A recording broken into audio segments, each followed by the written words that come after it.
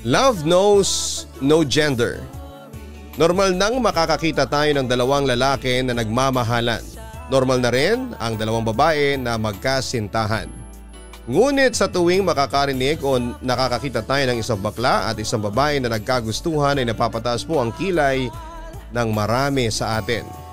Nangyayari nga ba yan sa totoong buhay? Totoo nga ba na merong ganyang kwento ng pag-ibig? Kaya nga bang patigasin ng isang babae ang malambot na puso ng isang Becky? Dear Papa Dudut, a pleasant day to you and to all your listeners, Papa Dudut. I am one of your avid fans since the world began. Magkatagalog na lang po ako, Papa Dudut, kasi baka isipin ng mga listeners mo na foreigner ako. Saka mahirap panindigan ng straight English.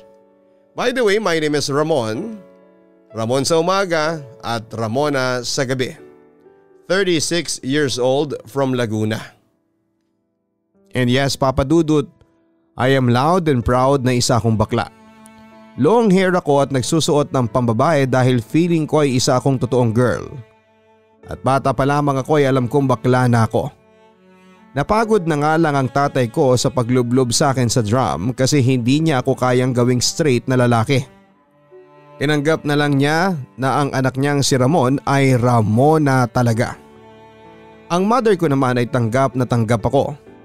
Siya talaga ang pinakakonsentidorang ina sa buong mundo. Ilang taon nang nakakaraan ay nagpunta ako sa Laguna, Papa Dudut. May isang matandang bading kasi ang ipinasok ako sa isang comedy bar dito. Nakita niya kasi akong sumali noon sa gay beauty pageant sa probinsya at sinabi niya na may potential ako na mag-work sa isang comedy bar. Magaling kasi akong kumanta at magpatawa. So ako naman sumama sa kanya kasi kikita raw ako ng malaki, Papa Dudut. Bilang high school lamang ang natapos ko ay nasilaw ako sa malaking sahod. Bilang ako ang panganay sa magkakapatid ay itinatak ko sa aking isipan na ako ang dapat na tumulong sa aking family. Papa Dudut, hindi naging madali ang pag-uumpisa ko ng buhay sa Laguna. Sa mismong comedy bar ako tumira dahil wala akong bahay o pambayad para sa apartment. Nag-ipon muna ako hanggang sa makakuha ako ng maliit na kwarto. Unti-unti rin akong bumili ng mga damit at gamit kagaya ng makeup at wigs na kailangan kapag nag-perform. Para magkaroon ng perang pandagdag sa kinikita ko ay sumasali din ako sa mga Miss Gay at singing contest kapag merong fiestahan sa iba't ibang lugar. Aba, carry rin ng 500 at 1,000 pesos na consolation prize kapag hindi ka nanalo. Ang comedy bar ang naging stepping stone ko, Papa Dudut. Nakapag-loan ako ng up and down na bahay na may 2 kwarto sa itaas.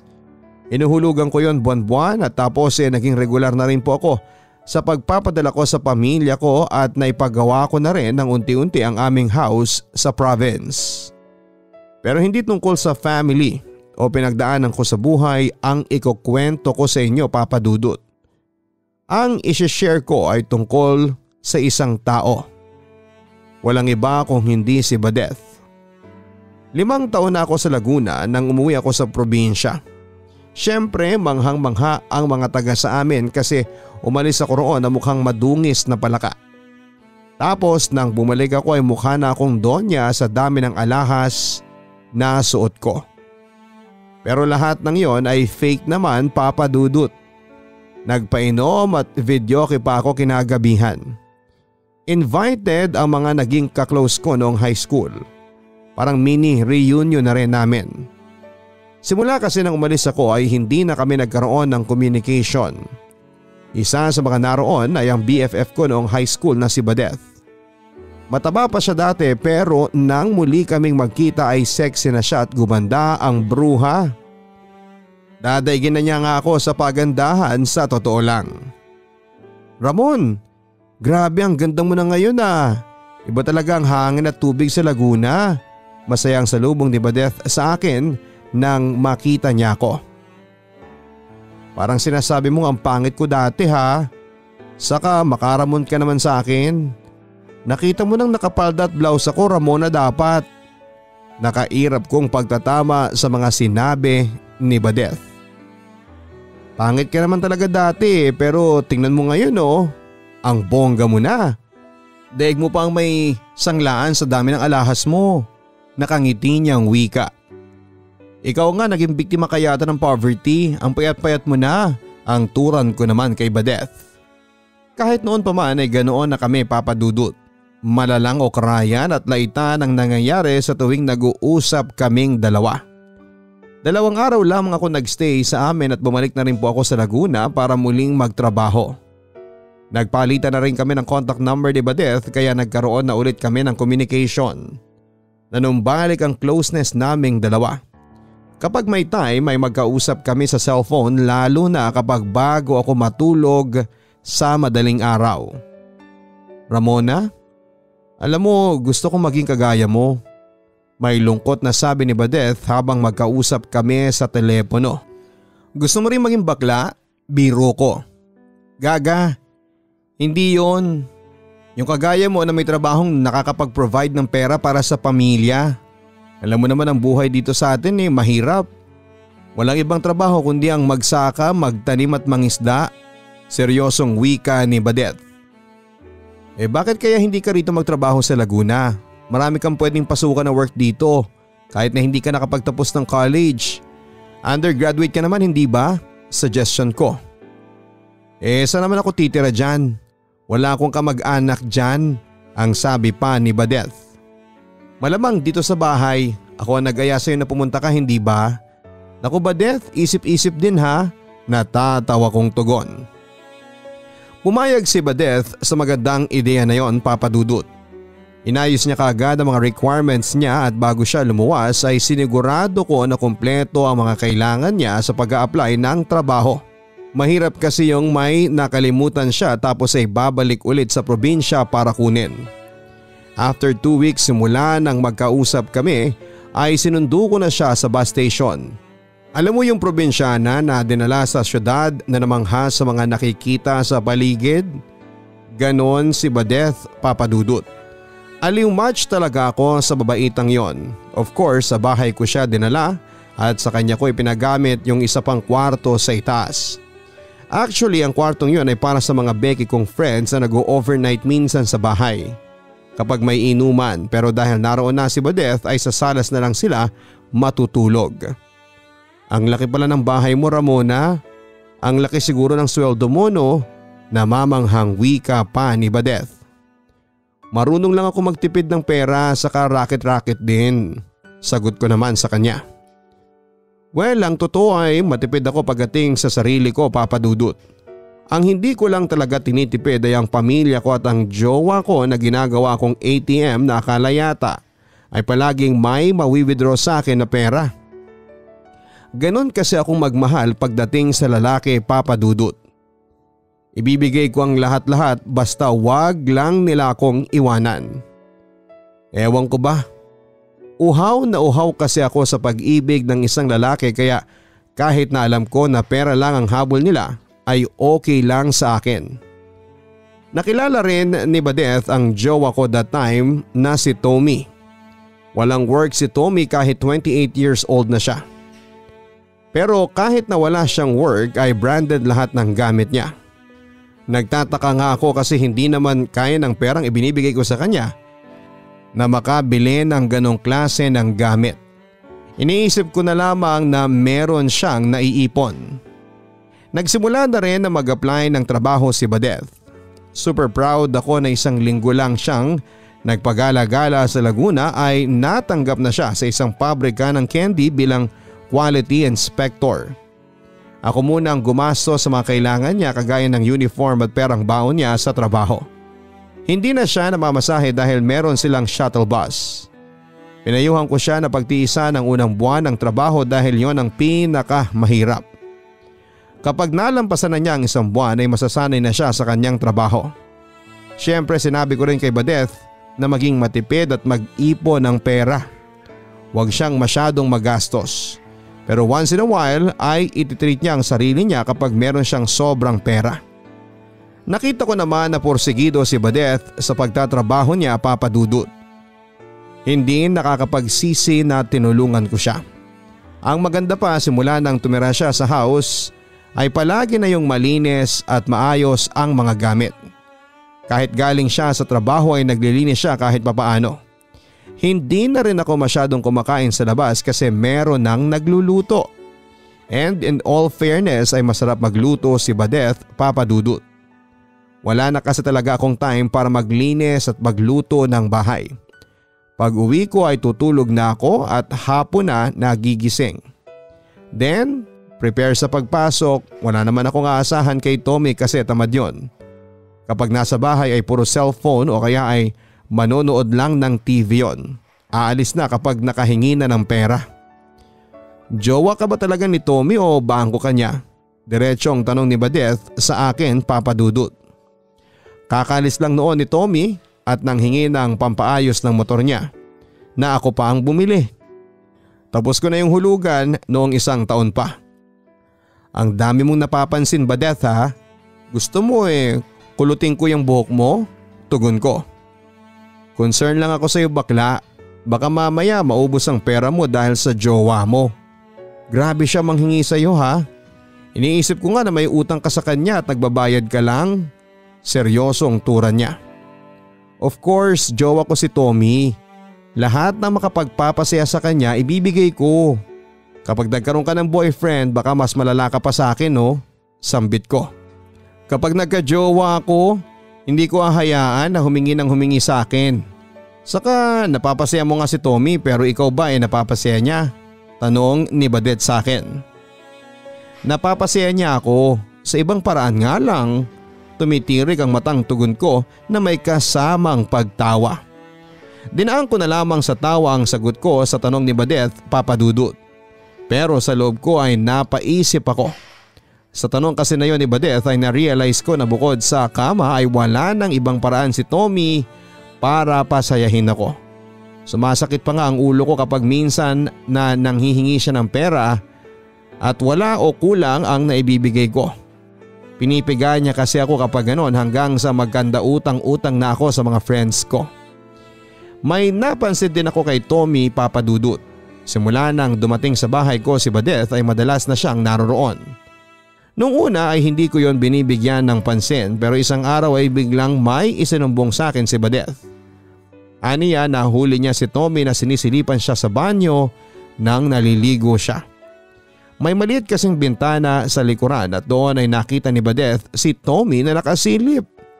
Nang sumigaw siya ay tumakbo raw ito at paglabas niya ng banyo ay wala na si Tommy. At itinatanggi niya ang paratang ni Badeth kaya nagalit ako noon kay Badeth, Papa Dudut. Iniisip ko na sinisiraan niya si Tommy para mag-break na kami. Baka naiinggit siya kasi meron akong jowa tapos ay wala siya. May isa pang isinumbong si Badeth sa akin. Nakita raw niya si Tommy na may kausap na matandang babae sa labas ng bahay bago ito pumasok. Nagkiss pa raw ang dalawa kaya sigurado raw siya na niloloko ako ni Tommy. Doon ako tuluyang nagalit sa kanya. Badeth, umamin ka nga sa akin. Gusto mo ba kaming maghiwalay ni Tommy? Bakit kailangan mong gumawa ng kwento para siraan siya sa akin? Nagagalit kong tanong. Hindi ako gumagawa ng kwento, Ramona. Nakita ko talaga siya. Inihatid siya nung matandang babae gamit ang kotseng puti. Tapos nakita ko nagkiss sila. Kilala mo ako, hindi ako sinungaling. Kaibigan kita kaya ayokong may nanloloko sa'yo. Ang turan pa ni Badeth. Kilala ko si Tommy. Palahingi siya sa akin pero mahal niya ako. Wala siyang iba. Hindi niya ako lolokohin. Giit ko. Hindi naging maganda ang pagtatapos ng pag-uusap naming yon ni Badeth, Papa Dudut. And sad to say ay umalis si Badeth sa bahay kahit na hindi ko siya pinapaalis. Inayaan ko na lamang siya kasi feeling ko that time ay mas maganda na maghiwalay na kami kesa kami ni Tommy ang maghiwalay nang dahil sa mga sinasabi niya tungkol sa jowa ko. Saka ang pangit naman kung ako ang lalaya sa sarili kong bahay, no? Aaminin ko sa aking sarili na naging malungkot ako nang umalis sa bahay si Badeth, Papa Dudut. Wala na akong kakwentuhan at nilalait. Naging magulo na ulit ang bahay at wala nang nagluluto. Sa madaling salita ay na-miss ko siya. Gusto ko sana siyang tawagan or i-text para pabalikin pero inunahan ako ng pride ko. Hindi ko naman siya pinapaalis, siya ang kusang umalis kaya siya rin ang kusang bumalik. Ganon ang thinking ko noon, Papa Dudut. Ngunit dumating ang araw na sasampalin ako ng katotohanan. Nagiinuman kami ng mga kaibigan kong bakla na sina Frida at Leona. Katrabaho ko sila sa comedy bar. Lasing na kaming tatlo nang biglang dumating si Tommy. Nangihingi siya ng pera sa akin at malaking halaga ng pera yon. Pupunta raw kasi siya sa Boracay kasama ang friends niya. Hindi raw pwedeng hindi siya sasama dahil nakakahiya sa mga kaibigan niya. Baby, pasensya ka na. Wala na akong maibibigay sa iyo ngayon kahit piso. Nagpadala kasi ako sa amin kaninang umaga. Nasa ospital si tatay, baka pwedeng i-move nyo ang date ng bakasyon ninyo para mapag-ipunan ko. Maayos kong paliwanag kay Tommy. Grabe naman. Mapapahiya ako sa mga kaibigan ko eh. Ang sabihin mo nagdadamot ka na sa akin ngayon? Galit niyang turan. Hindi naman sa ganun, baby. Siyempre gusto kong makasama ka sa kanila pero wrong timing kasi ang paghingi mo sa akin ngayon. Sagot ko. Ewan ko sa'yo. Kung hindi mo ako papagbibigyan, maghiwalay na lang tayo. Wala kang kwenta? Bulyaw ni Tommy. Hindi ko nagustuhan na tinawag niya akong walang kwenta, Papa Dudut, kaya nagawa ko siyang pagtaasan ng boses. Ang kapal naman ng mukha mo. Makikipaghiwalay ka sa akin? Sige, makipaghiwalay ka. Tingnan ko lang kung makakahanap ka pa ng baklang kagaya ko na papayag na maging ATM mo. Sigaw ko pa kay Tommy. Matagal na ako nakahanap, hindi nga lang bakla eh. Total makikipag-break na ako sa'yo. Gusto ko nang malaman mo na meron akong sugar mommy na mas malaking magbigay kesa sa'yo. Sa kanya na lang ako, at least siya, totoong babae. Nagmamalaking wika pa niya. Para akong binuhusan ng malamig na tubig, Papa Dudut. Bigla akong natakot na mawala siya sa akin. Joke lang baby, nagjo-joke lang ako. Hindi ko kayang mawala ka sa life ko. Sabi ko sabay yakap ko pa sa kanya. Itinulak na niya ako palayo, Papa Dudut. Tama na Ramona. Break na tayo. Hindi na kita mahinga ng pera. Palagi ka na lang walang maibigay. Nakakapag-inom ka nga tapos pambigay sa akin wala ka. Sigaw niya. Ang baga naman kami rito baby paliwanag ko. Nagpumilit akong yakapin si Tommy pero nainis siya sa akin at sinuntok niya ako sa nguso. Doon na pumagitna sa amin sina Frida at Leona. Pinagtulungan nila akong bugbugin si Tommy hanggang sa takot na takot itong umalis. Hayop kang lalaki ka? Huwag ka nang babalik, akala mo yata porket pag-girl kami hindi ka namin kakayanin? Sigaw ni Frida kay Tommy. Kinomfort nila akong dalawa dahil napaiyak ako nang wala na si Tommy. Bakla, okay lang yan. You deserve someone better. Ang ganda mo kaya. Marami ka pang makikilala na mas better sa Tommy na yun. Pag-alo pa ni Leona. Nang malaman kong nagsabi ng totoo si Badeth ay nagpakumbaba na ako sa kanya at tinawagan ko siya para pabalikin. Nagsorry ako sa kanya kasi pinaratangan ko siya ng sinungalin. Masyado kasi ako nabulag sa love ko para kay Tommy, Papa Dudut. Hindi na nagpapilit pa si Badeth at kinabukasan ay bumalik na siya sa bahay ko. Nagkaiyakan pa kami kasi namiss namin ang isa't isa. Butit hindi ka nagpakatanga sa Tommy na yon. Manyak na, manloloko pa. Naku, kumukulong dugo ko kapag naalala ko yung hayop na yun Gigil na wika pa ni Badeth. Hayaan mo na siya. At least wala na siya sa buhay ko. Pero to be honest miss ko na siya. Matapat kong pag-amin. Subukan mo lang na makipagbalikan sa lalaking yon, iiwanang ulit kita at hindi na talaga ako babalik pa. Banta pa niya. Char lang. Narealize ko rin na baka sinadya ni Lord na dumating ka sa buhay ko para ipakita sa akin ang totoong kulay ni Tommy. Thank you friend Thank you Badeth. Masaya kong sabi sa kanya. Hindi si Tommy ang naging huling jowa ko, Papa Dudut. Nagkaroon pa ako ng ilang boyfriend pero lahat ay pera lang ang habol sa akin. Kapag hindi ko sila nabibigyan ay kumakalas na sila. Ang dali nila akong bitawan at masakit yon para sa akin kasi pakiramdam ko ay hindi ako kamahal-mahal. Kahit pa ibinigay ko sa kanila ang lahat. Na-depress ako. ng sobra ng panahon na yon, Papa Dudut. Ang hirap lang na nagpapatawa ako ng maraming tao sa comedy bar pero sarili ko ay hindi ko mapasaya. Masyado akong nilugmok ng kalungkutan dahil sa sunod-sunod na pagkabigo ko sa pag-ibig kaya sinubukan kong magpakamatay. Nag-overdose ako sa iba't ibang gamot at akala ko ay yun na ang katapusan ng buhay ko pero nakita pala agad ako ni Badeth. At naisugod niya ako sa ospital. Naisalba pa ng mga doktor ang buhay ko at iyon ay dahil kay Badeth. Kung hindi niya ako kaagad nadala sa ospital ay baka meron ng pakape at pabiskwit sa bahay namin. Si Badeth ang matyagang nagbantay sa akin sa ilang araw kong pagstay sa ospital. Hindi naman pwede sina Frida at Leona dahil sa meron silang trabaho pero dumadalaw naman sila sa akin. Talagang nag-leave pa si Badeth para lang mabantayan ako hanggang sa makauwi ako sa bahay ay hindi pa rin siya pumapasok. Alam ko na natatakot siya na baka magtangka ulit akong magpatiwakal. Badeth, pumasok ka na bukas sa work mo. Baka naman mawalan ka ng trabaho niyan. Ang tagal mo ng absent eh. Ang sabi ko kay Badeth isang umaga habang nasa may pintuan kami at binubunutan ko siya ng buhok sa kilikili. Carry lang. Nagpaalam ako sa supervisor namin na hindi ako makakapasok ng matagal. Saka mas kaya ko nang mawala ng trabaho kaysa ikaw ang mawala sa akin. Seryosong tugon niya. Ay touch naman ako. Pero wag ka na mag-alala sa akin kasi never na ako magpapa-deadball. Thank God talaga at binigyan pa niya ako ng second life. And of course salamat din sa iyo Badeth.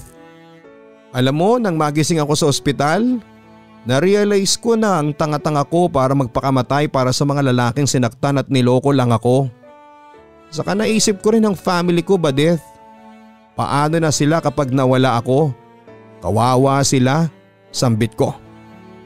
Buti at naliwanagan na ang utak mo. Tama na kasi ang boys.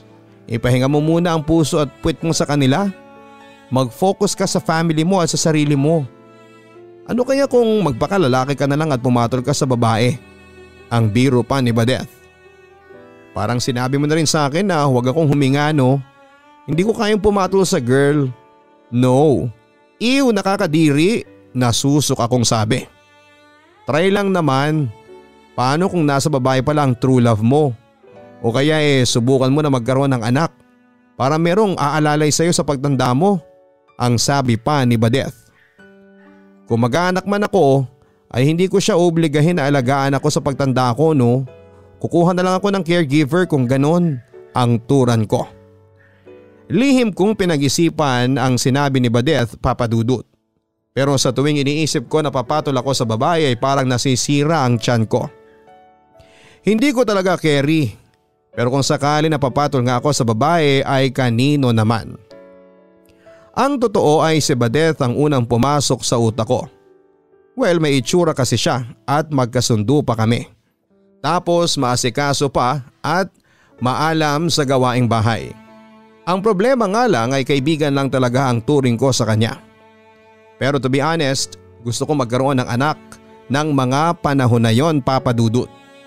Kung wala kasing lalaking magmamahal ay baka anak ang kailangan ko para maramdaman kong merong nagmamahal sa akin. Inopen ko kina Frida at Leona ang bagay na yon at ang mga hitad na bakla nasukan ang sinabi ko na gusto kong pumatol sa babae para magkaroon ng anak. Gaga kang bakla ka? Seryoso ka ba sa mga sinasabi mo? Kaya mo makipagtsuktsakan sa isang babae? Kadiri, lason, naiiling na wika ni Leona. One time lang naman, tugon ko. Sa tingin mo ba ay makakaboka na kaagad sa isang beses sa tsuktsakan? Syempre more tsuktsakan, more chances of having a baby ang mangyayari. Pagpapaliwanag pa ni Frida. Well, may point naman talaga sila, Papa Dudut. Pero gusto ko na talagang magkaroon ng anak. Yung galing sa sarili kong laman at dugo. Kasalanan kasi yon ni Badeth. Kung bakit nagsuggest pa kasi siya sa akin na magkaroon ako ng anak. Kung pwede nga lang na mabuntis ako ng lalaki ay madali sana. Kaya lang kahit tumambling ako ng maraming beses at sumayaw 24/7 sa ubando ay hindi talaga ako mabubuntis, Papa Dudut. Isang gabi ay inaya ko na mag-inuman sa bahay sina Frida at Leona. Walang okasyon at gusto ko lang talaga ng makakausap. Bumili na ako ng alak at nagluto na rin ng pulutan na sisig si Badeth, pero biglang tumawag si Frida at sinabing hindi sila makakapunta ni Leona. Bigla raw silang pinapasok ng owner ng comedy bar kasi may dalawang stand-up comedian na hindi pumasok. Kaya ang ending, kaming dalawa ni Badeth ang nagkainuman. Kahit na hindi siya sanay na uminom ng alak ay talagang sinamahan niya ako. Nang medyo tinamaan na kami ng alak ay doon na napunta ang usapan namin sa pagkakaroon ko ng anak.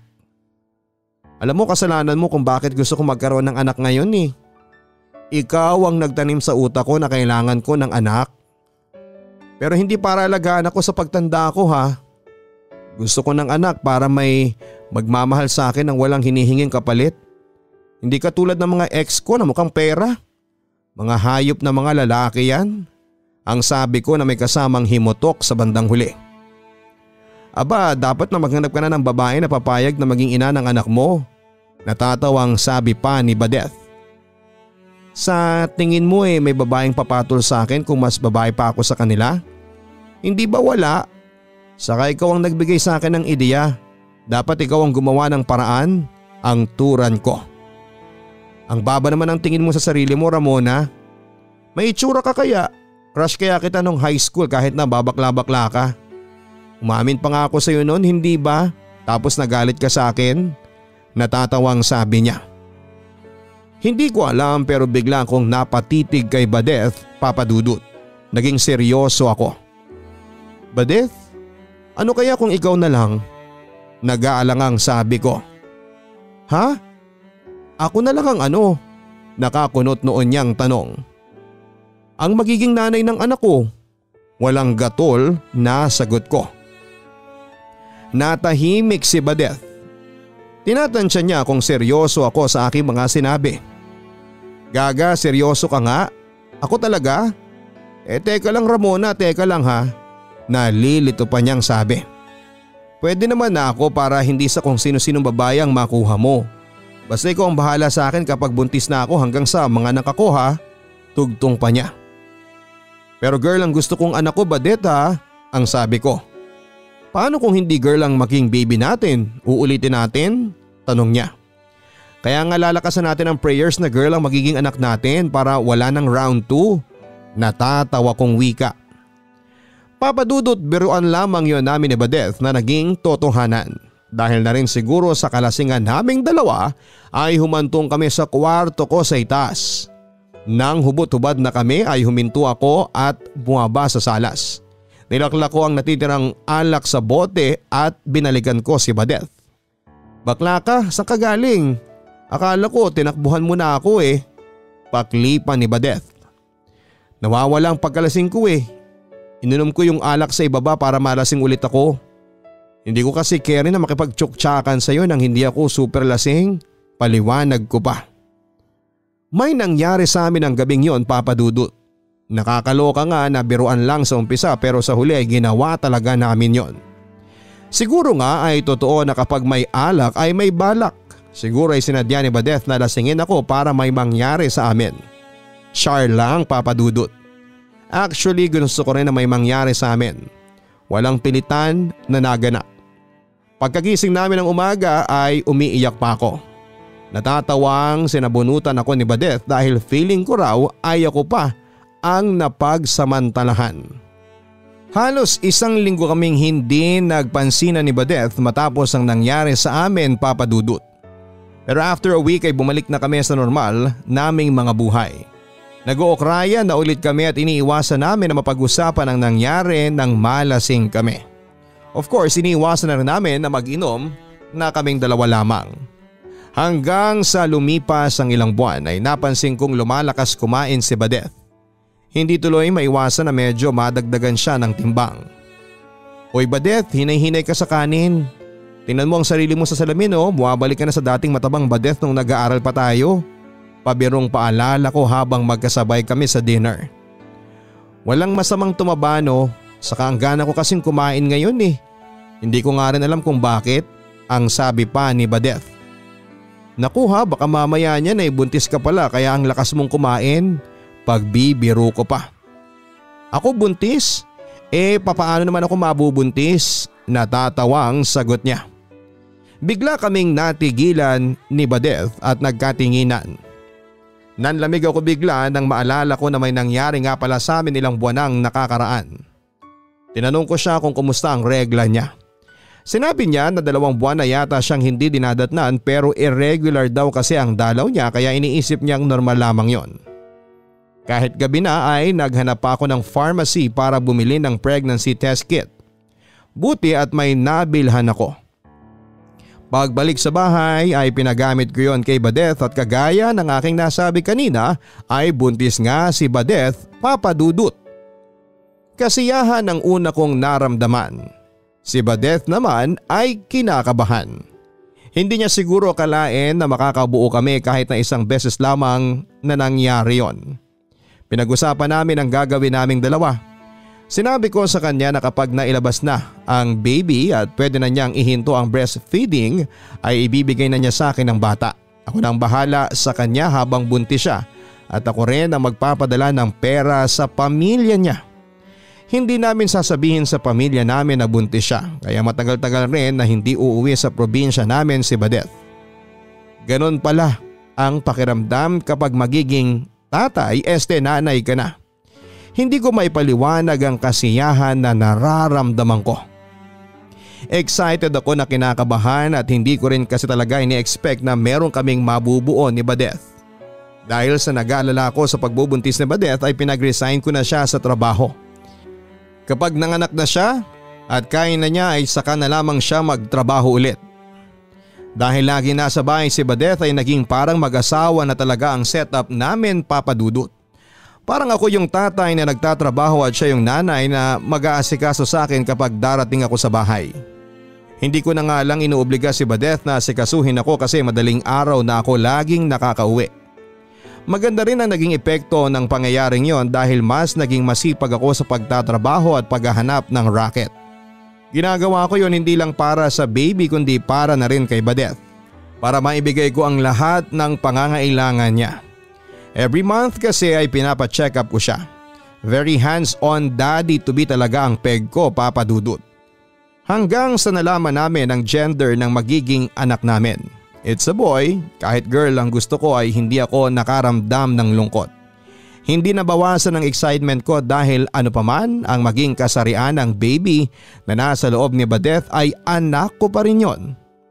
Hindi ko na rin maintindihan ang sarili ko kung bakit simula nang mabuntis ko si Badeth ay parang nag-iba na ang tingin ko sa kanya.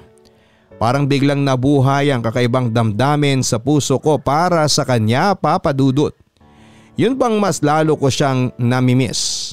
Kapag nasa trabaho ako ay gusto ko nang hilahin ang oras para makauwi na ako at makita ko siya.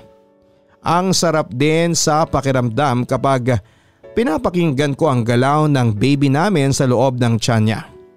Minsan nga nang bumili ako ng vitamins niya ay may nakita akong tindahan ng bulaklak. Bumili ako ng 3 red roses at pag uwi ko ay ibinigay ko yon kay Badeth. Bakit mo ko binibigyan ng ganito? Jowa lang? Pabirong tanong sa akin ni Badeth. Ayaw mo ba? Akin na kung ayaw mo. Para na lang sa self ko yan, ang biro ko rin. Para nagtatanong lang pero salamat ah. First time ko makatanggap ng bulaklak, nakangiti niyang sabi. Huwag ka mag-alala dahil hindi ito magiging una't huling beses na makakatanggap ka ng flowers.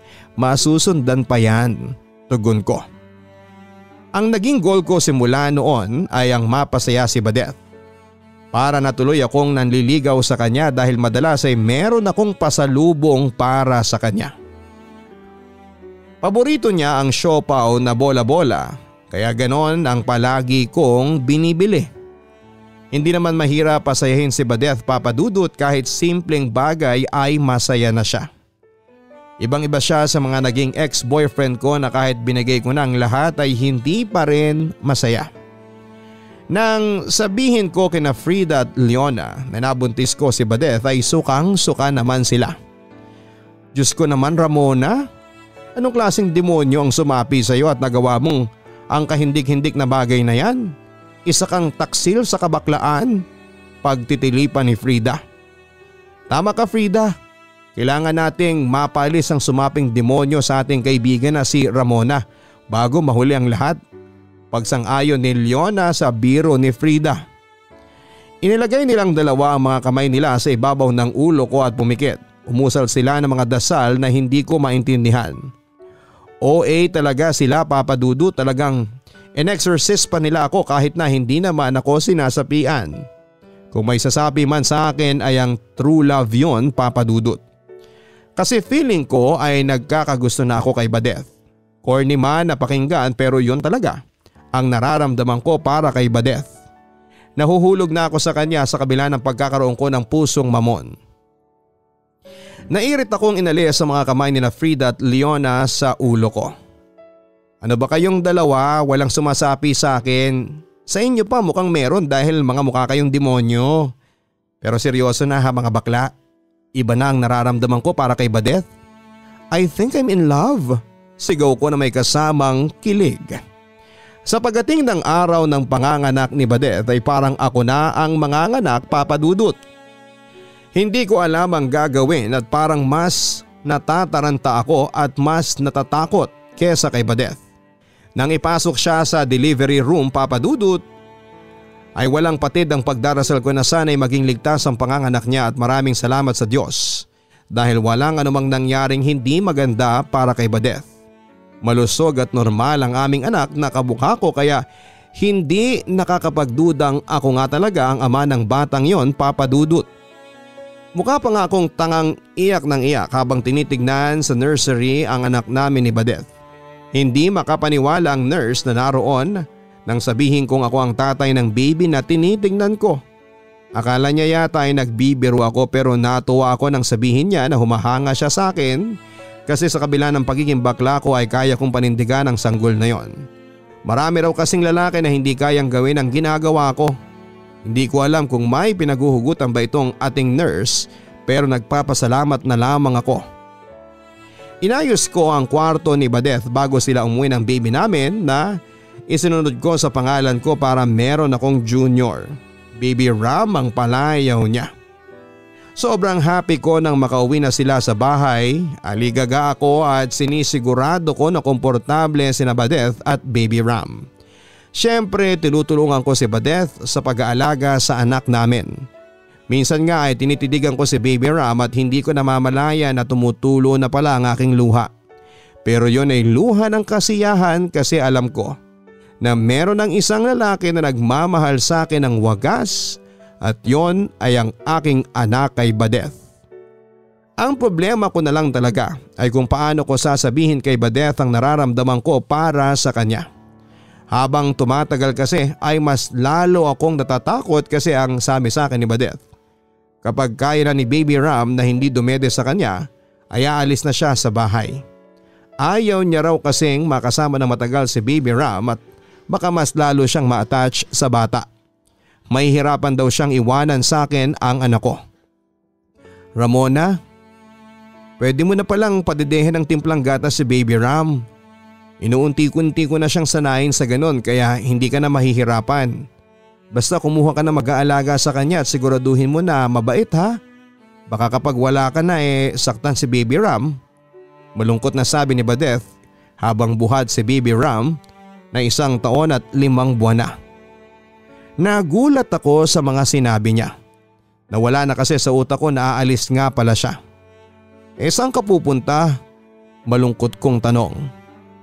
Uwi muna ako sa atin kasi hindi ko pa kayang magtrabaho ulit.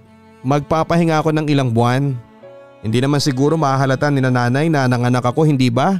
Sexy na ulit ako Ibinida pa niya ang kanyang katawan. Pero parang kailangan ka pa ni Baby Ram, Badeth. Seryosong sabi ko. Kaya mo na siyang alagaan. Hindi na ako kailangan ni Baby Ram. Saka nag-usap na tayo doon tungkol dyan. Ayoko magtagal pa nakasama si Baby Ram at baka hindi ko na siya kayang ibigay sa'yo. Nakangiti pero naluluhang sambit pa ni Badeth. Hindi lang si Baby Ram ang may kailangan sa'yo Ako, Badeth, kailangan kita. Mahal na kasi kita, Badeth. Naiiyak kong pag-amin sa kanya. Tanga ka ba? Ano ka, tomboy? Ramona, ipapaalala ko sa'yo na bakla ka. Natatawa niyang sabi. Hindi ko nakakalimutang bakla ako. Seryoso ako, mahal na kita. At iniisip ko pa lang na aalis ka parang hindi ko na kaya. Kahit ako nagugulahan ako kung bakit ako nagkagusto sa'yo pero ito yung nararamdaman ko eh. Ayoko na itong pigilan kasi baka kapag hindi ko sinabi sa'yo ay magsisi ako sa huli. Ayoko mawala ka sa akin, Badeth. Seryoso kong sabi sa kanya. Hindi ako pumayag na umalis si Badeth, Papa Dudut. Wala man akong nakuhang sagot sa kanya na ang umamin ako ay masaya pa rin ako na hindi na siya umalis. Nanatili siya sa bahay at inalagaan si Baby Ram. Ako naman ay tinuloy ko ang balak na panliligaw kay Badeth. Wala akong nakikita o nararamdaman na nandidiri siya sa akin kaya kahit papaano ay nakakakita ako ng pag-asa na sasagutin ako ni Badeth. Ginawa ko ang lahat para maipadama sa kanya na seryoso ako sa kanya at tunay na love ang nararamdaman ko. Sa second birthday ni Baby Ram ay doon ako kinausap ni Badeth tungkol sa panliligaw ko sa kanya. Grabe ang kaba ko, Papa Dudut, parang mas malala ang kaba ko ng araw na yon kumpara ng mga anak si Badeth. Pero ang kaba ko ay napalitan ng kasiyahan ng sabihin ni Badeth na mahal na rin niya ako. Nagdiretso propose na rin ako sa kanya at nag-yes siya sa proposal ko. O hindi ba 2-in-1 lang, Papa Dudut? Nang umuwi kami ng probinsya ay sinabi namin sa pamilya namin ang aming relasyon. Siyempre nagulat silang lahat pero buong puso nilang tinanggap ang pagmamahala namin ni Badeth. Aba, arte pa ba sila meron na kaming Baby Ram. Naging lamang kami ni Badeth ng umpukan ng mga chismosa pero pinagkibit balikat lamang namin sila. Inihanda na kasi agad namin ni Badeth ang aming mga sarili sa mga mapanghusga. Saka bakit naman sila mabibigyan ng pansin wala naman silang ambag sa relasyon namin, hindi ba? Basta nakafocus lamang kami ni Badeth sa isa't isa at syempre kay Baby Ram. Saka ang importante ay mahal ko si Badeth at ganun din siya sa akin.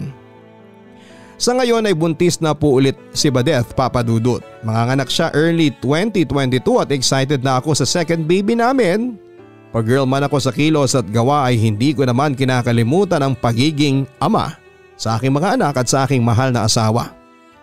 Until next time, Papa Dudut, sana ay maisulat ko at mabasa ninyo ang magiging next chapter ng love story namin ni Badeth para sa inyong YouTube channel para magbigay ng inspirasyon sa mga listeners ninyo. Thank you po for this wonderful chance na makapag-share ng story, Papa Dudut. God bless and always keep safe. Lubos na gumagalang, Ramon aka Ramona. Pinatunayan ng kwento ni Ramon at Badeth na walang pinipiling gender ang pag-ibig. Sabi nga ng isang kanta, kapag tumibok ang puso wala ka nang magagawa kundi ang sundin ito. Nakakatuwa na hindi naging hadlang ang kasarian ni Ramon upang magmahal siya ng isang babae at maging isang ama. Kahanga-hanga kagaya ni Ramon. Ipagdarasal ko na sana ay maging panghabang buhay ang pagmamahalan ninyo, Ramon at Badeth. At sana ay patuloy kayong huwag magpaapekto sa mga taong mapanghusga sa inyong pagmamahalan. Mga kapuso, mga kabarangay, paniguradong magtatagal ang ating sender at ang kanyang kapareho, lalo na kung ang sentro ng kanilang relasyon ay ang ating mahal na Panginoon. Hanggang sa muli, ako po si Papa Dudut. Maraming salamat po. Ang buhay ay mahiwaga, laging may lungkot at saya. Sa Papa Dudut Stories, laging may karamay ka.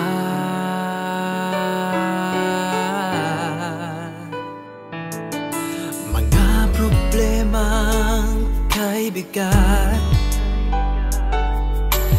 dito ay pakikinggan ka.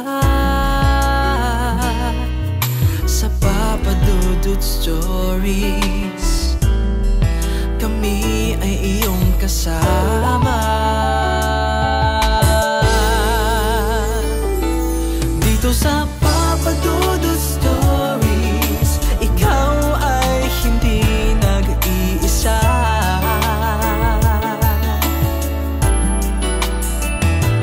Dito sa Papa Dudut Stories, may nagmamahal sa'yo.